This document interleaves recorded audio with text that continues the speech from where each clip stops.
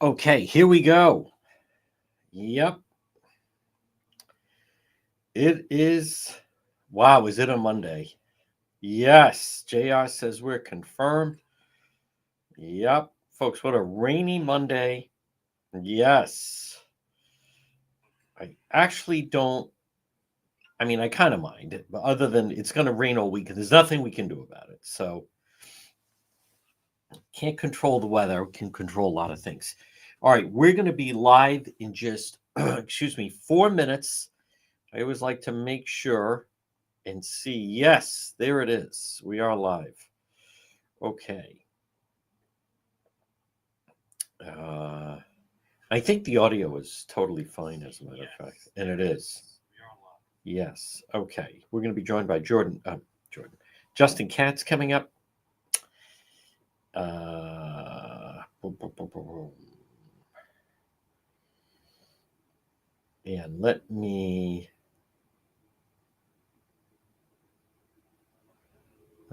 check. There we go. Let's see. Oh, I see what the problem is. I think I do. Oh, I see. Yes, there we are on YouTube. We get a boosted on YouTube a little bit. Yes. Hello all. Yes, there we are on YouTube. Get a boosted on YouTube. Sounds like an echo. Yes. Hello. All right. Let's see.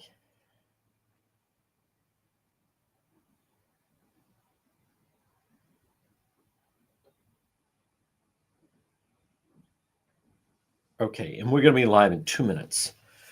2 minutes, bring you up to speed on all the news. I am not in a courtroom today. I am not. There is, I am aware of the naked fat test coach is on trial. I am not in a courtroom. Takes a lot of your day. It also limits what I can do when I am in the courtroom. I obviously don't. I actually, obviously don't mind it. I do it quite a bit. So, let's see. Let's see. We'll see how that comes out. We are standing by. We're going to talk about the protests over the weekend. I'm aware of what's going on with the markets. I'm holding firm. I am holding firm.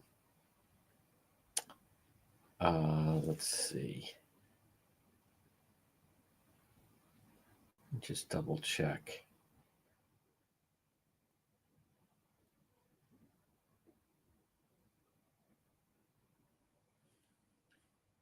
It's such a weird movement.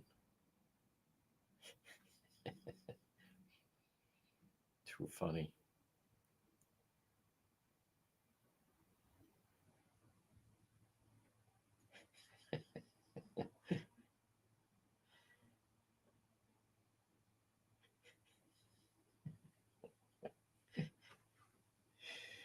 All right.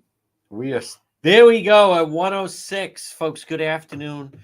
106 on this rainy Monday. What a week of weather this is going to be. Those listening to the radio just heard the weather forecast.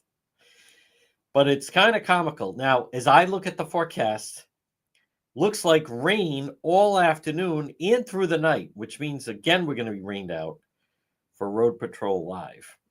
And it's pouring right now. Tomorrow, dry. Oh, Wednesday. Is that the sun? Is that allowed? But only high of 46. Thursday, cloudy. Friday, rain. Saturday, rain. Palm Sunday, rain. Monday, cloudy. And then next Tuesday, Wednesday, Holy Week, sunshine and in the 60s. But for now, we're going to have to go along with the April showers. Hopefully, will bring Mayflowers. Folks, this 107, this portion of the real news. Now let's stay on track. And I want to touch on something. So we did an update on the Michelle Romano case. I didn't say that there's huge amount of information there, but there's new information that no one else has posted. I will be posting more on that. Not everybody keeps up to speed on things, but we're the first and only media outlet to identify who is it that was living in the house? Who was it that was sharing space with her? So you can read it at DePetro.com. It's not a 1,000 word article. It's actually pretty brief. It also has links to video for people that want to catch up on it. Not everyone follows the news every day. I'm constantly asked about stories because people don't. So we try to once in a while do a recap. But the individual, and just to be very clear, I already have it on DePetro.com. Oh, hold on a moment. Otherwise, that's going to be annoying me. No, we're no longer doing that. Remember? We're no longer doing that. Not doing that anymore. Not doing that anymore.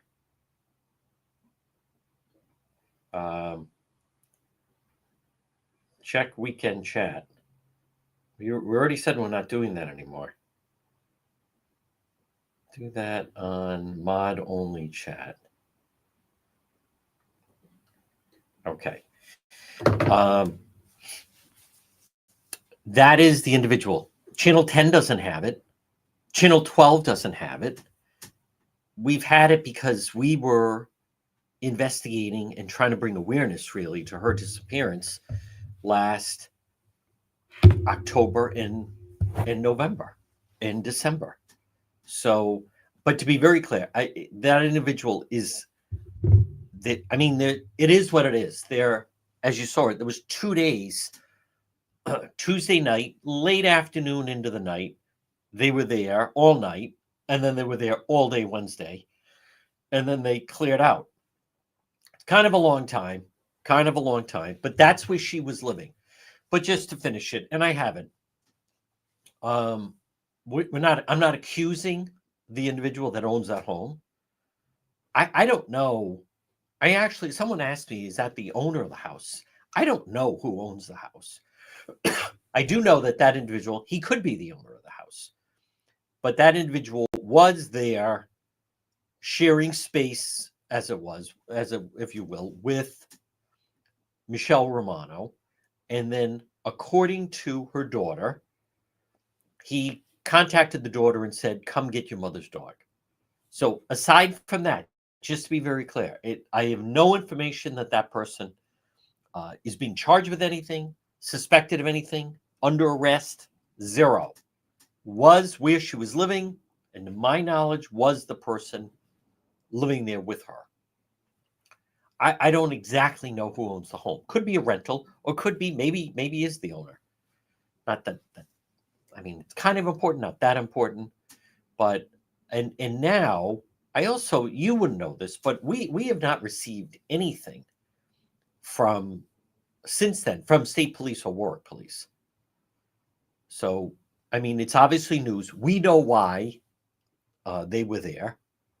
We know that she had been living there, and we revealed who it is. Now, there will be more updates coming. I don't know this person. I don't. So people kind of went into a flutter yesterday a little bit. If I could interview, I've wanted to interview that person since November. If I could, I certainly would welcome it and want to, but that's just not where we are at the moment. Folks, this portion of the program is brought to you by the Cowesett Inn, 226 Cowesett Avenue, West Warwick. Lunch, dinner, drinks in the lounge. They're waiting for you at the Cowesett Inn.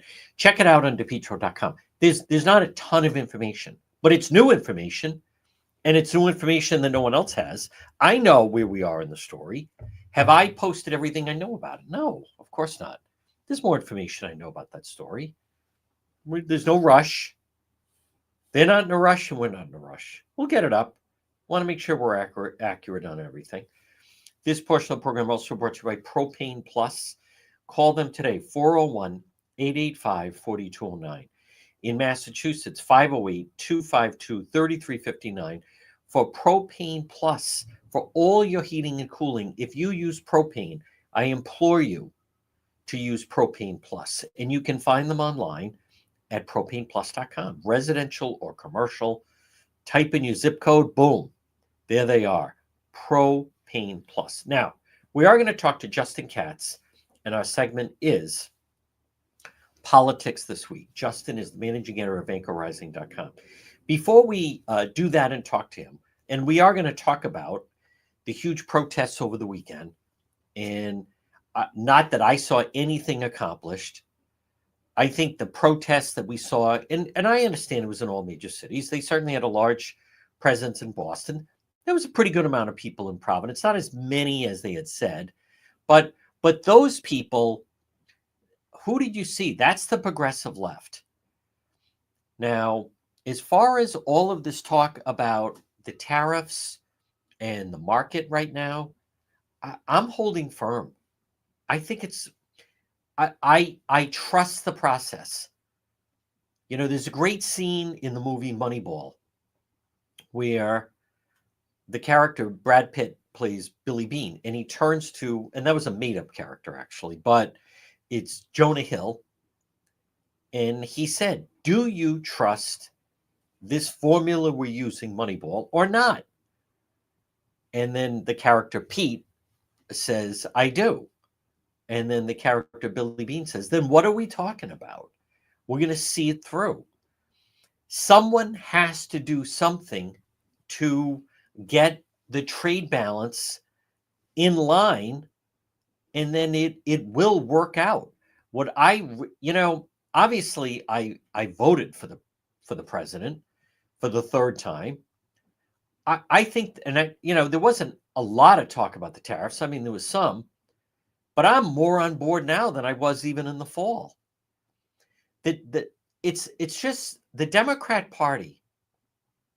A problem with the Democrat Party, just in our area, is there's no tough decisions. Whether it's Governor McKee or all those people at the State House, no one's willing to make. The Democrat Party is so broken. There's no one willing to make a tough decision. With McKee and all his allies, everything is you cave. Everything is you cave to loud voices. That's all it is. That's all they do, is they cave to low voices. And how has that gotten anybody? Look at the deplorable situation with public schools.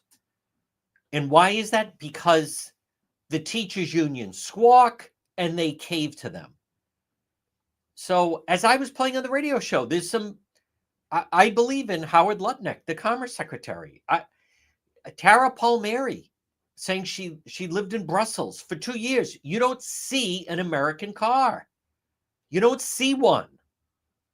So President Trump is right about us getting ripped off. This whole business that Clinton put in motion, which was NAFTA, and all these companies moving to China and moving out of the country. And where has that gotten us? So I'm cheering it on. The market's inflated anyway. Everything's inflated right now. Things have to come down. I trust the process. Good. I'm glad they're not caving. Let it crash. It's false anyway. It's not in our favor. Let Canada squawk. Who cares?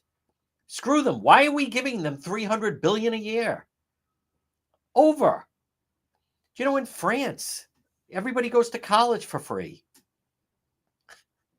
Instead of doing that, they could contribute more to their military. I'm on board with this. Elon Musk getting rid of fraud in Social Security. 40% of the phone calls to the Social Security is all based in fraud.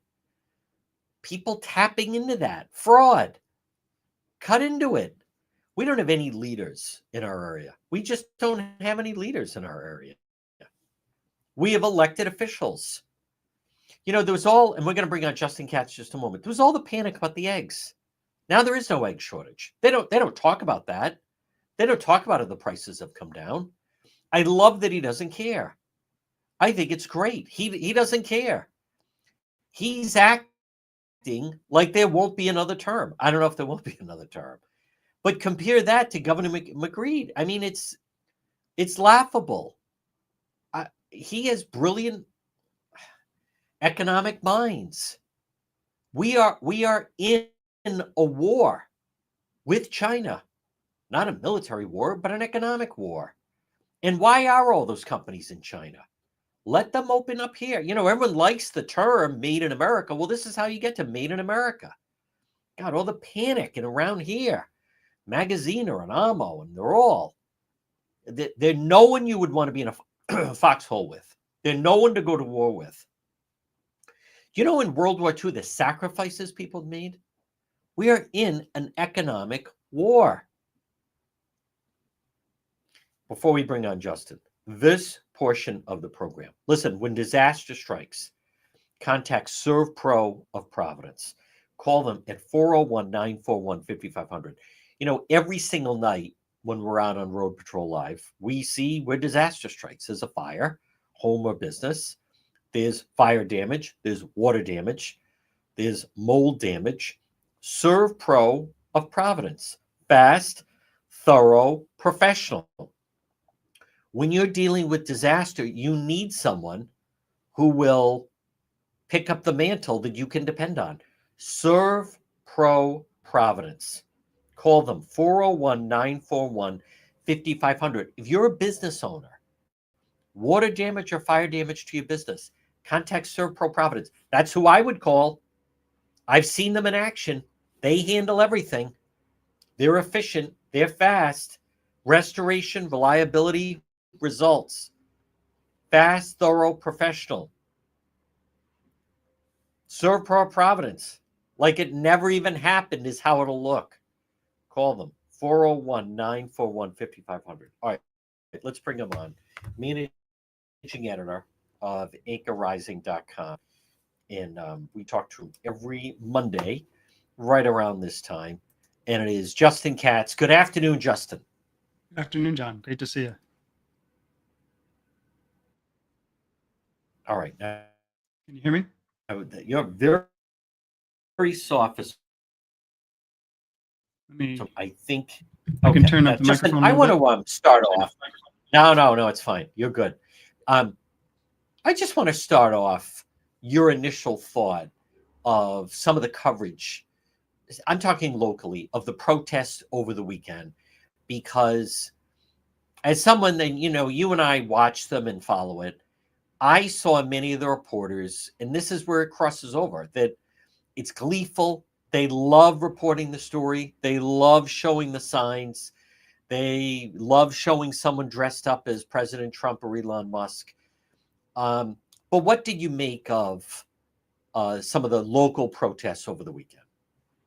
Well, the first thing, it was almost glaringly obvious how old and white the crowds were. It was one of those things I saw multiple people commenting on it. It just feels like something, there's a group of people who move forward. This is what they've kind of done their whole life as activists, and they were called upon to do it. So I think it was obvious show of activism from the left. They can still get their crowds out there, maybe paying them, maybe not. The journalists, as you mentioned, they love going, because if they go and report on this, they get to actually be part of the protest without seeming like it.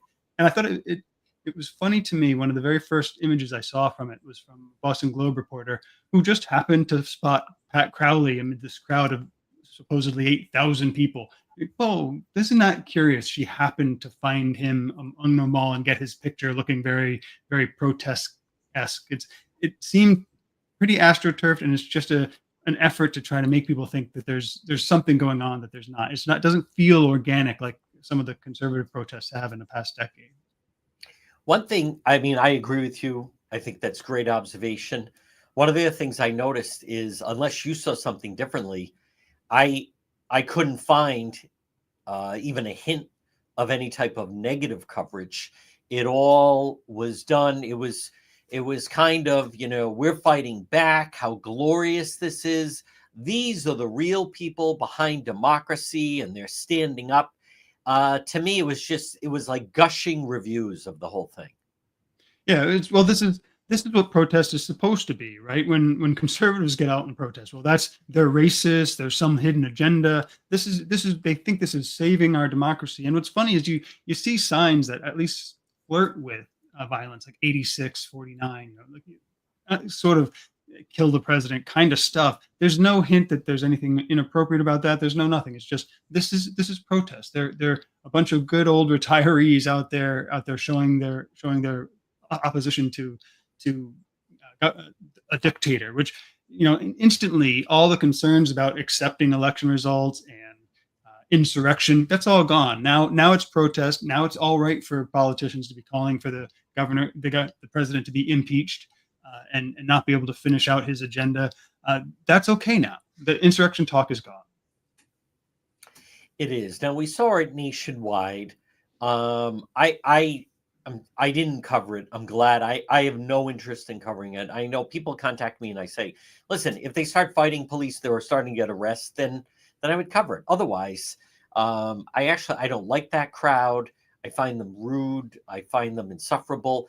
And Justin, I did see someone say, we're 45 minutes into the speeches. I think that was in front of Providence City Hall. They started on the east side and then marched down. But some of the comments and audio I did see, it is the gamut. It is, you would think everybody's, this is, everybody's under attack. This is about homeless. This is about the gay community. This is about the American work. I mean, it just runs the gamut of progressive grievances, essentially. Well, and that's what it is. They're the network of special interests and grievance mongers, and so they need to get everybody together to be one voice. I saw an interesting comment online. Somebody suggested, well, whether tariffs will do the trick, Trump is trying to help American workers at the expense of the investment class and slave wages in other third world countries. Even if he's wrong, shouldn't he get credit for that from this crowd? They're a group of identity politics advocates who are just trying to make it seem like they're united against something in particular, when really they're being directed from the top down. At least that's the impression I got of it. Now, again, folks, our segment is Politics This Week. With us is Justin Katz, managing editor, anchorrising.com. Justin, I want to just get your thought on Ken Block, who, listen, I respect Ken. He's been around, really emerged on the scene. It was almost 20 years ago, but he started the Moderate Party. He's run for governor twice, one as an independent, then he lost to Alan Fung in a Republican primary. But I think he's been very outspoken watchdog. I respect the work that he's done. He wrote a book about looking into allegations of fraud regarding the 2020 election. But it was almost with reluctance that he took to the Platform X to talk about the fact that he was being mocked and attacked on this radio station down the dial simply because of people that are trying to get to the root cause of some of the problems that are going on regarding the Washington Bridge. And he started off by saying, you don't pick an argument with someone. That's an old adage. You don't pick an argument with someone that buys ink by the barrel. That's years ago of people, meaning you don't pick a fight with a newspaper, but it's a little bit different. But I want to get your reaction on that. And it continues to mystify me. The station down the dial, PRO, they continue to be this island of sanctuary for Governor McKee and his staff. If you listen to them, and admittedly, I would say if I did, I don't, because they don't tell me anything I don't know. But you would think that McKee's doing a great job and everything's in line with the bridge and everything's in line with everything. And, the governor obviously enjoys it because that's basically the only place he goes now. But I'd like to hear your thoughts on Ken Block, and specifically he was going after the morning program. Right. Well, yeah, his contention is that Gene Valicenti is mainly an apologist for Peter Alviti, the director of transportation under McKee. And I haven't heard the show enough to know whether that's accurate or not.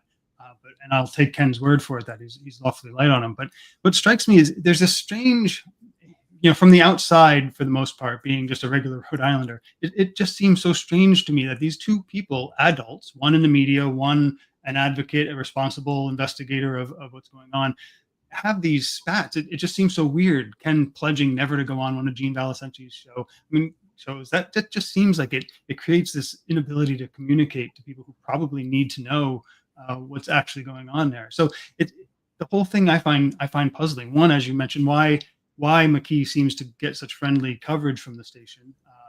I'm kind of a poster child probably for the people who used to be the core audience of WPRO and now don't even know if it's still operating for the most part. But so it's weird that he gets such friendly coverage there, but it's also weird that Ken Block, the moderate, just goes on the aggressive attack so much. And it's an interesting battle to see. I kind of wish they would do some maybe go on a neutral platform and have an argument at that point. That might actually be some edifying content for Rhode Islanders. Well, they have the platform. I mean, they have the platform. What I don't understand is the fact that he was being called out in this manner. You booked the person as a guest. I mean, I understand what you're trying to say, but they have an established platform. But it seems puzzling to me how regular people, whatever you want to say, citizens or taxpayers, without question, the whole bridge fiasco is just that. And the fact that no one's been fired, no one's been held accountable. And then for them, they start to go after someone who's criticizing the Rhode Island DOT. You would think that'd be more the norm instead of then trying to silence the person. But I mean, in the past, to me, what you do is you have that person on. And, if anything, it would make for what they'd say good radio to let Ken Block kind of battle it out with Alviti. But what seems to be coming out of it is this, we have the microphone and we're going to belittle you and mock you and then not give you a chance to defend yourself. Like I just don't understand the nature of that. And I really don't understand how the station's based in the East Bay. They've obviously no one's been more impacted by the bridge than the people in the East Bay, and how they just continue to run this counterclaim of defending McKee. But to me, Justin, it speaks volumes of McKee. To me, feels confident that he can kind of ride that relationship to re-election, and certainly with against Helena Foulkes, who by all accounts is then going to face hostility in her bid against McKee. I'll give you the final word on that. Well, I think it's telling, and you raise a good point. I remember when I was first getting involved, say 20, 25 years ago, talk radio was the place where they would get their audience rallied to go force the government to be accountable. They would actually, and you've been involved in this sort of thing as well yourself, they would get people moving to get these answers. And it's almost as if once they become on the inside, they're now the protectors of the core information. But one thing Ken said that really kind of struck me odd is he said not to take Valicenti seriously because he's not a real journalist. And it struck me almost like oh, wow, that seems like a 2010 comment, because since 2010, we've realized there are no real journalists. They all have opinions. And to that extent, it's kind of nice to have the journalist going on the radio as well to give his real opinions, because you get to adjust your sense of credibility for the people who are behind the camera pretending to be objective at night. And in fairness, I didn't hear it. So Ken Block seemed to react as though he was being attacked or dared or that type of thing. I don't understand the nature of, he's got a problem, you have him on as a guest. Yeah. Or better yet, if he really has criticism towards Director Alviti, unless Director Alviti doesn't want to be in that type of forum, although I think, Peter's always been able to handle himself. But what I don't understand is kind of the belittling of Ken Block, who by all accounts, I mean, I really respect his work. I like that he is a voice. He was very outspoken with a lot of problems he faced in Warwick. And it's just kind of mocking the people that are trying to draw attention to things. Now, Justin, I'm also curious your thought. I find it amazing that, and Mayor Smiley, the mayor of Providence, as much as he's got challenges, there's an empty school and he says, you know, the plan is with the empty school that we're going to allow a charter school to run it. And then it's like, cue the outrage. I just wonder, when is there going to start to be more loud, outspoken opposition that the public school system, number one, it's failed, and number two, in Providence, it's really failed. Yeah, that is a puzzle that comes up more and more. I mean, even with the protests yesterday or the other day, the people were noticing, hey, you're outside of a school. Have you looked into the scores that that school produces? They're very bad. It's mystifying that more people don't notice this sort of stuff. I mean, charters are supposed to be public schools, and frankly, I've been skeptical of them because I think they're an attempt to kill off the private school system, which is extremely strong in Rhode Island because people want to get out of the public schools. So they want to have these charter schools that people can go to and then suck them into the public system. But they get so defensive, and it's all about the labor unions. That's all it is. It's the teachers' unions don't like this competition. They don't like even a little bit of give where maybe people can go to a school that they can't may not be able to unionize, and some of them are unionized. So I think it's telling, it's in a good way that Mayor Smiley is pushing on this. I wish he'd be more vocal, or that if he's trying to be, if he would get more airplay for what he's actually trying to do from local media, because it's a very important debate. And it's one of those areas where you start to realize a lot of people involved, including the journalists, don't want debate on this issue. They don't want citizens to have real knowledge about what's going on. And that's really a disservice to Rhode Islanders. And all those people, you know, you raised a good point. All those people that were protesting on Saturday, I don't know what it would ever take for people to start to protest that the traditional public school and system that they have in the city has completely failed the student. As the Johns Hopkins report has talked about, it's too adult-centric. It's too focused on the adults, not enough on the students. In the drop of a hat, they get, I don't know how many people came out to protest against President Trump and Elon Musk on something that they really don't have impact on. They could have impact if they had protests on the failure of the traditional public school. And that, to me, falls at the feet of the teachers union, as you said. But because they're able to keep them all in line, you don't see that type of outrage. Now, Justin, there's also been a lot of headlines, and I think I credit the Trump administration for drawing attention to this. But the local media was running the story that Brown University apparently could end up losing. I think it's over a 2-year period, I believe, but somewhere in the ballpark of about $500 million in federal funds. Now, the same goes for, I mean, to me, we're learning that schools, the Ivy League schools, the elite institutions like Columbia and Brown and Harvard and so forth, that, I mean, I didn't realize just how much federal money they were getting. And it does start to, Justin, to me, it does start to come off as a racket, as, you know, they're nonprofits and they don't operate within a traditional business model or business climate. They live in their own little bubble. Now we're finding out that they're getting hundreds of millions of federal dollars that it's like they're not accountable for it. For all this research, what is the research? What's the research that's come out of it? So for all this, you know, squawking that they could end up losing federal money, I don't know how they were getting all these grants in the first place. Yeah, you know what strikes me every time I see one of these complaints is they put forward all the great research that's not going to happen because we're losing this grant. Brown is sitting on, I believe, billions of dollars as an endowment. They're nonprofit, so they don't pay a lot of taxes that a for-profit business would have to pay. Fund your research. If it's so important, fund that. Get rid of the DEI office. Stop training your students in political activism. Start getting rid of those majors that just let wealthy kids go and get a degree in whatever identity politics studies that serve no real purpose to move America forward or move the world forward. That's the stuff that they really, you know, we used to call it in politics, the budgeting, the Washington Monument strategy, which was you threaten to take the money to keep up the Washington Monument. It's a very old metaphor.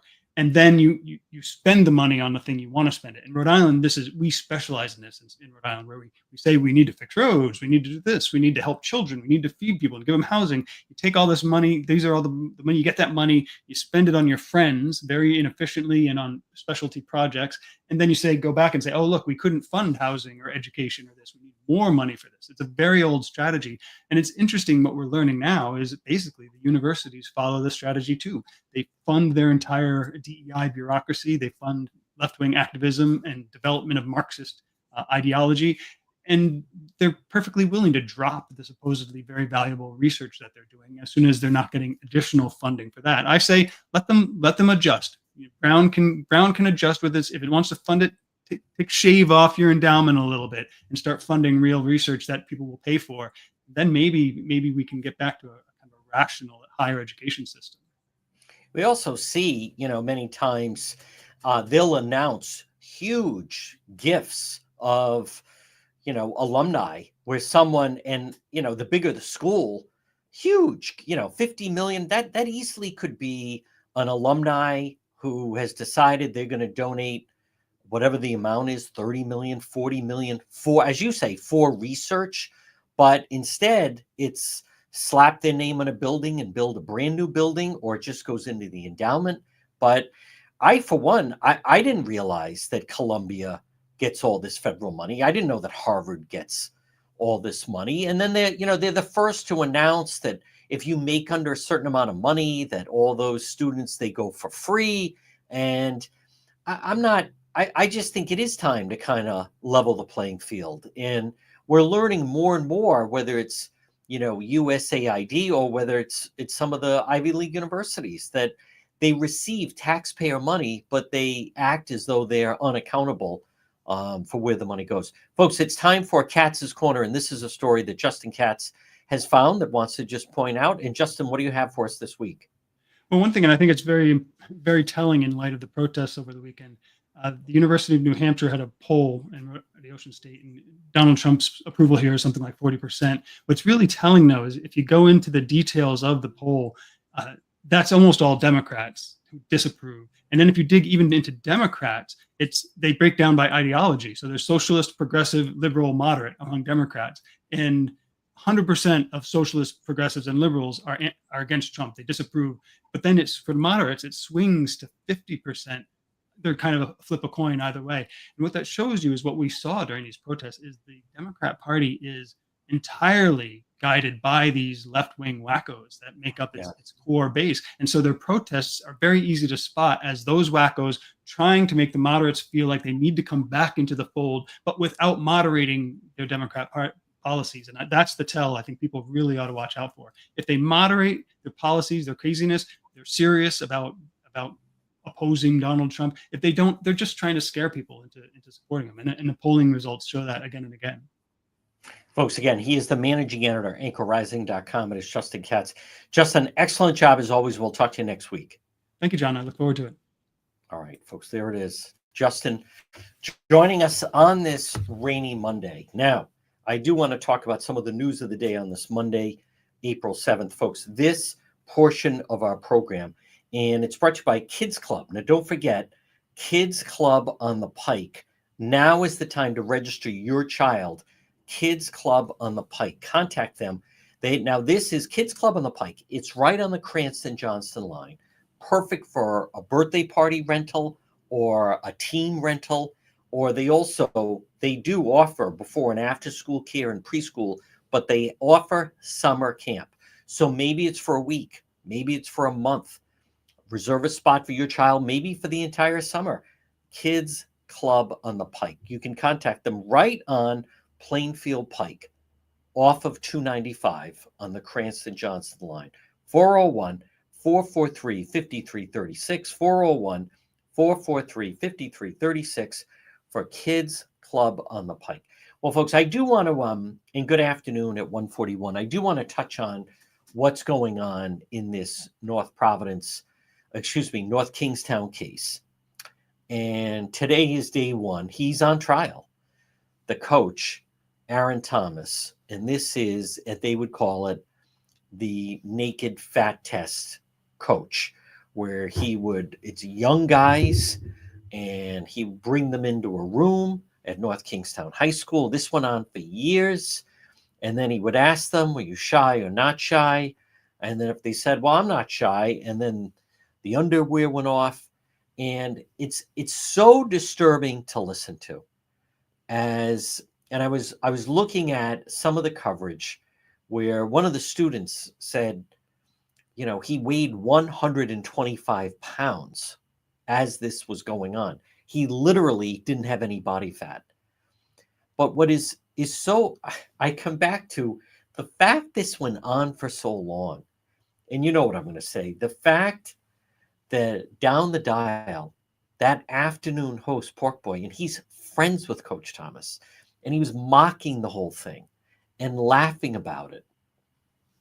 There's something wrong within the public schools. And there were members of the school committee that were defending Coach Thomas.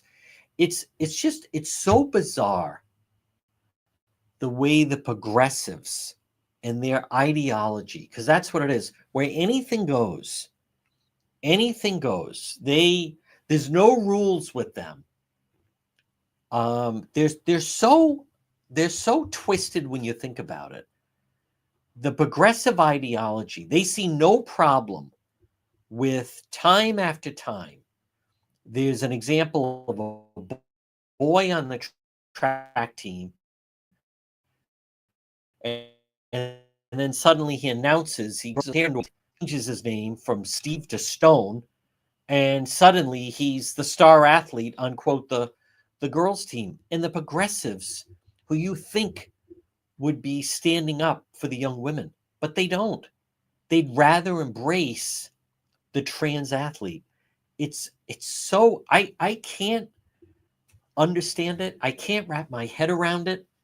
And this is the same crowd. The people that were protesting on Saturday in downtown Providence, and all the elected Democrat leaders, by the way, there were a bunch of them.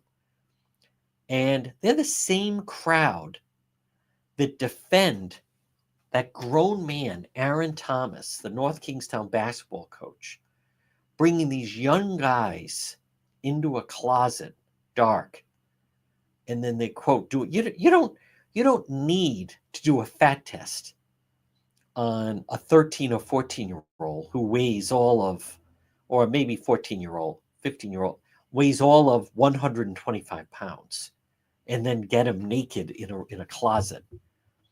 But they defend it. And you saw over the weekend how many people were marching with them. And there's all the union leaders. There's all the labor leaders. There's something wrong with that mentality. I can't exactly put my finger on it. I obviously don't relate to it, but they're just twisted. There's something whacked about it. Much like one of the top correctional union people, one of the top union people who's a correctional officer, he's on the Friends page with the guy from Oakland Beach, Michelle Romano. All the union people marching with the trans crowd. And it's all the Reverend Anderson, and he grows his hair long, and he's in his 70s, and now he's not Donald, he's Donnie, and he's wearing a dress. I am telling you, for the life of me, I don't, and I'm glad Justin mentioned, there's Pat Crowley. AFL-CIO is marching, and they're marching with people that are defending Aaron Thomas, the naked fat test coach. It's just such a bizarre alliance. I don't understand it, other than they're so whacked, and they're all marching around on Saturday. Thank God I didn't go to that. Oh, I used to cover some of these, but then, like I've said, if they're not going to get arrested, they're not going to fight with police. I'm not going to give them the type of PR. But you could tell certain local media, they were juiced about it. They loved it.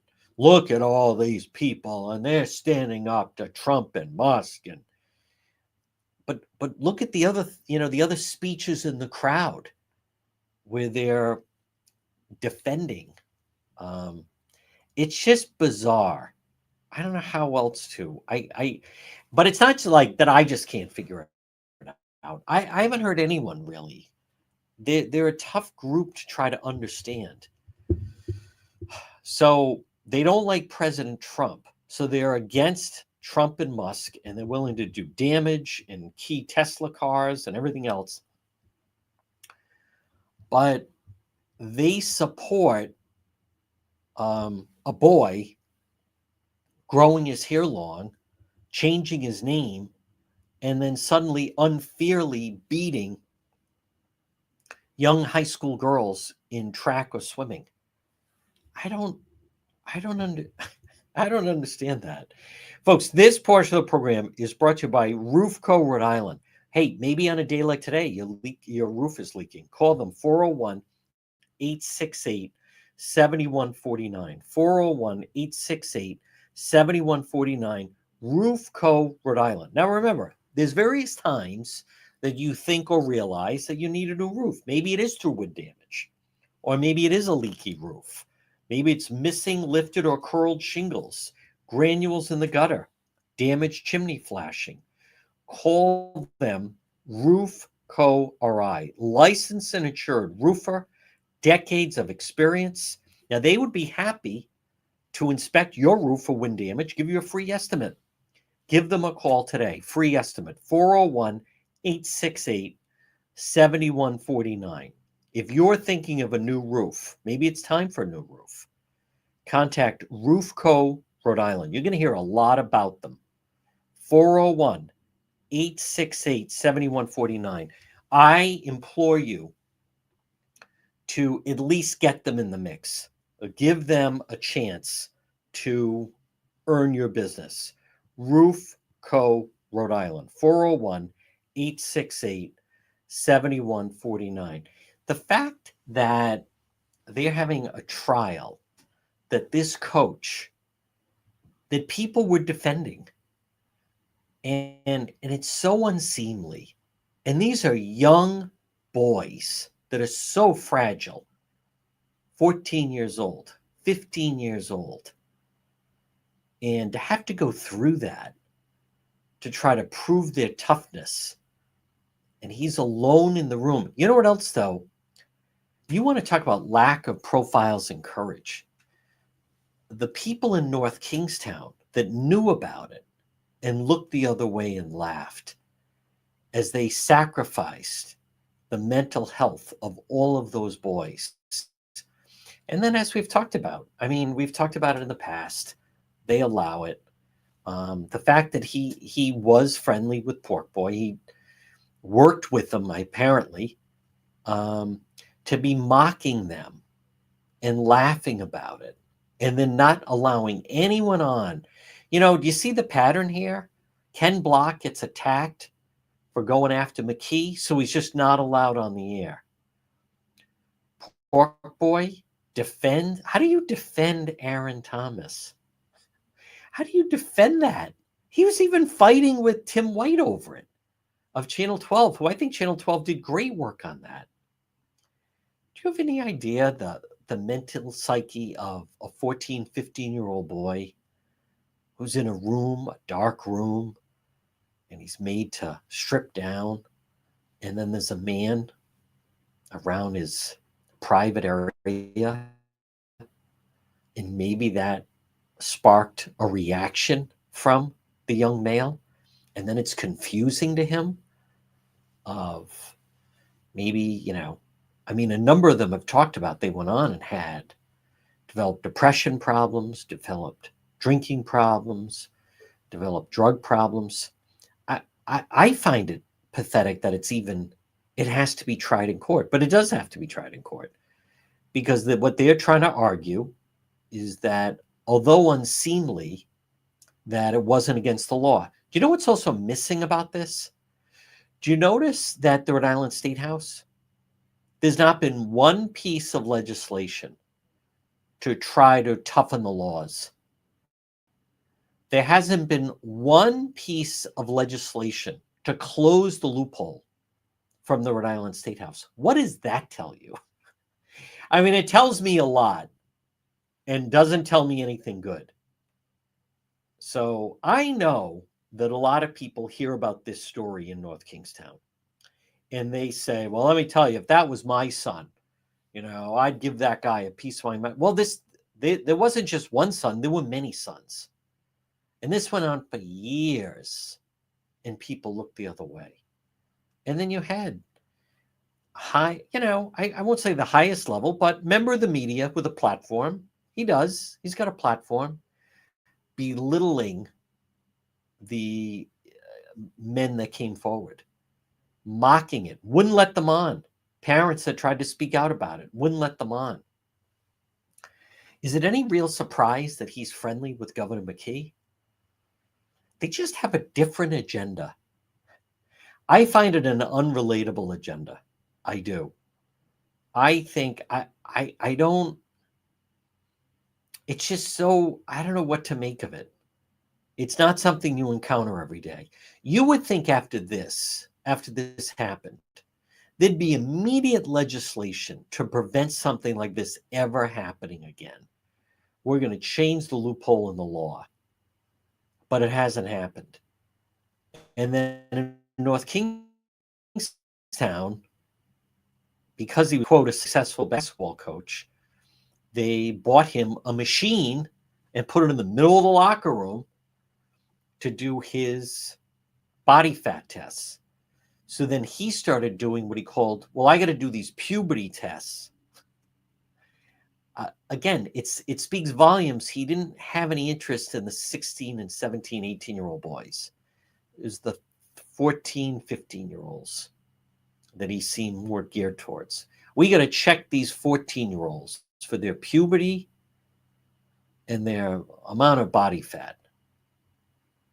It's uncomfortable to think about, but it's happened. And it didn't happen far away. It didn't happen in California. It didn't happen in another country. It happened, right here in it. This wasn't 30 years ago. This wasn't 40 years ago. This was going on. And people knew and did nothing. I think it's one of the more disturbing stories. And, governors, by the way, elected officials, they use their bully pulpit for all kinds of things, right? McKee is trying to use his bully pulpit on litter. It's not a bad thing. Want to cut down the amount of litter. He could talk about it. He could say, I'm very concerned about what I've been hearing out of North Kingstown. We want to really close the ranks here to make sure something like this never happens. Nothing. Him and his pal laugh about it, right? The famous line, nothing more fun than a bunch of naked guys in a locker room. I don't know that many people that would agree with that. No one that I believe I know. Folks, this portion of the program brought to you by Arch Design Builders.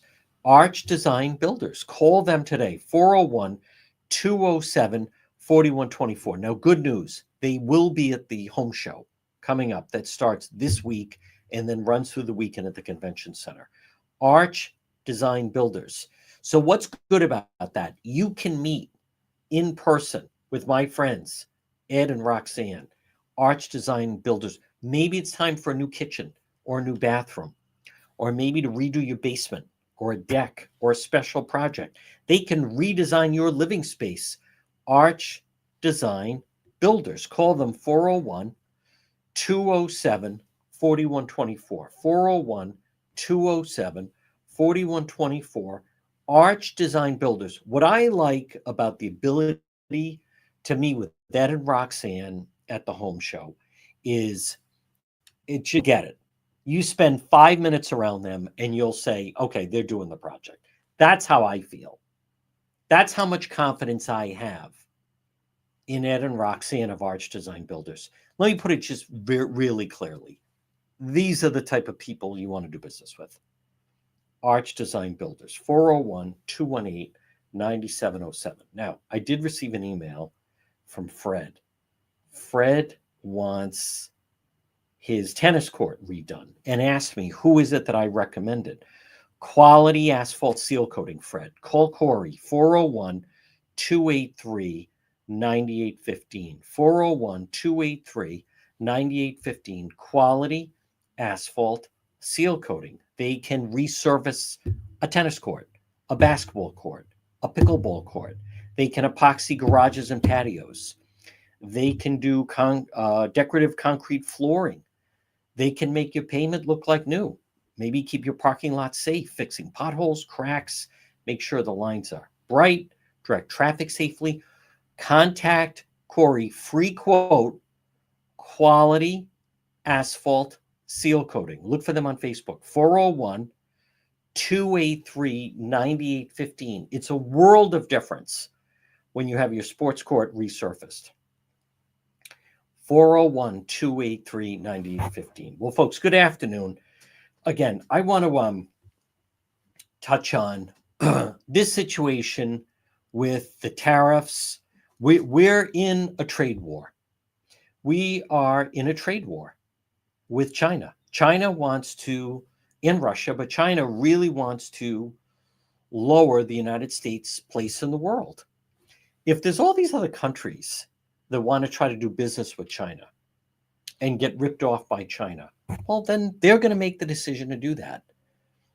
But I think what President Trump is doing is, I think he's showing real leadership. This is what someone does when they firmly believe in something and does not care, knows it's the right path, and is going to see it through.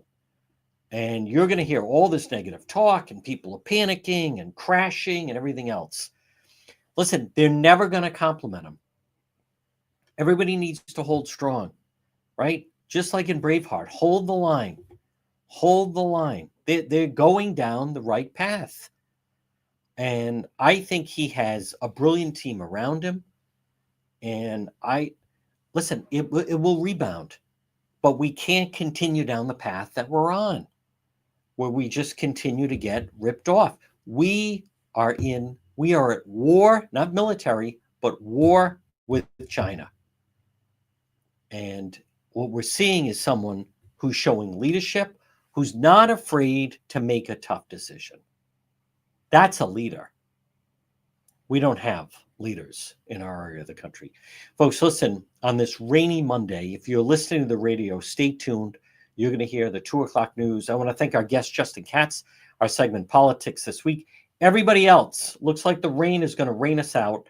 Check DePietro.com, the latest on the Michelle Romano case.